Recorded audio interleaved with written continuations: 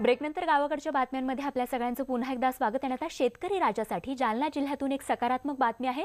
लाखोंचा पोशिंदा असलेल्या शेतकरी सध्या दुष्काळाचा सामना करतोय। नापिकी, कर्जबाजारीपणा आणि दुष्काळातून आलेल्या निराशेने त्याला अक्षरशः घेरलंय आणि अशाच परिस्थितीतून त्याला बाहेर काढण्यासाठी एक आंतरराष्ट्रीय केंद्र जालना जिल्ह्यातल्या वाटूर इथे साकारलंय। बघूयात यावरीलच हा special report.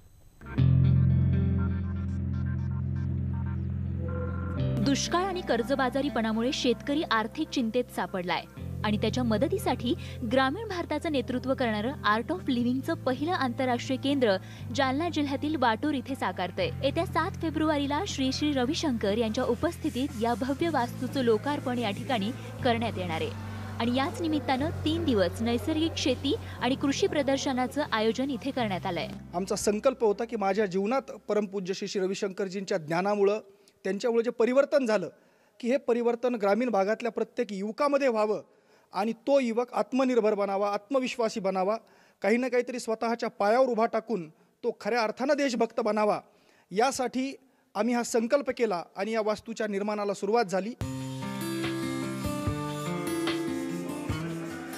Art of लिव्हिंगमुळे Purushottam बायाळ यांच्या जीवनात मोठं परिवर्तन झालंय आणि तेच परिवर्तन ग्रामीण भागातल्या तरुणांमध्ये देखील व्हावं यासाठी त्यांनी 2008 मध्ये हे आंतरराष्ट्रीय केंद्र उभारण्याचा संकल्प केला होता आणि त्यातूनच ही वास्तू या ठिकाणी उभी राहिली आहे।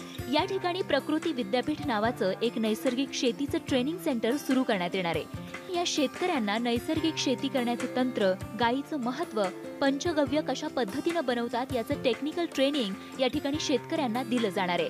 त्यामुळे ग्रामीण भागातील शेतकऱ्यांना आता सेंद्रिय शेतीचं एक तंत्र अवगत होणार आहे। इथं प्रकृती विद्यापीठ नावाचं नैसर्गिक शेतीचं एक टेक्निकल ट्रेनिंग इन्स्टिट्यूट आम्ही इथं शेतकऱ्यांसाठी सुरू करणार आहोत।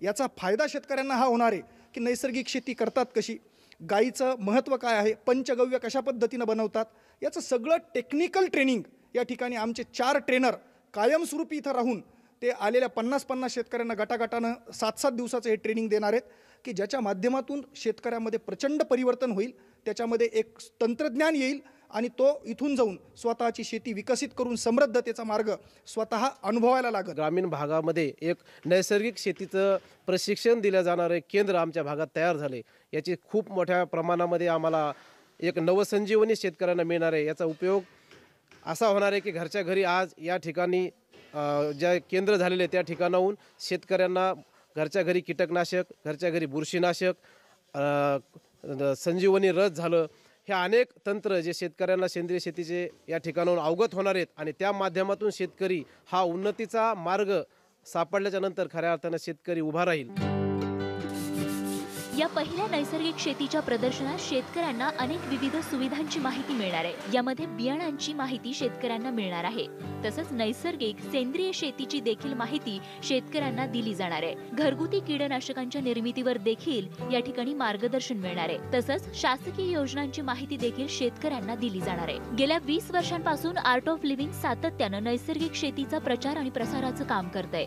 नैसर्गिक शेतीमुळे जमिनीची सुपीकता आणि निसर्गाचं संवर्धन तर होतच आहे, मात्र त्याही पेक्षा महत्त्वाचं म्हणजे निरोगी आरोग्य मिळतंय आणि म्हणूनच नैसर्गिक शेती ही काळाची गरज बनली आहे। जालना जिल्हा हा हायब्रिड बियाणांची पंढरी म्हणून ओळखला जातो आणि त्या हायब्रिड बियाणांचा होणारा परिणाम शेतकऱ्यांना माहिती आहे आणि त्याच अनुषंगाने या नैसर्गिक कृषी प्रदर्शनाचं आयोजन इथं करण्यात आले आणि त्यामुळे शेतकऱ्यांनी या नैसर्गिक कृषी प्रदर्शनामध्ये सहभागी होऊन याचा लाभ घ्यावा, जेणेकरून शेतकऱ्यांना एक नवीन उन्नतीचा मार्ग मिळू शकेल। रवी जयस्वाल, न्यूज 18 लोकमत, वाटूर, जालना।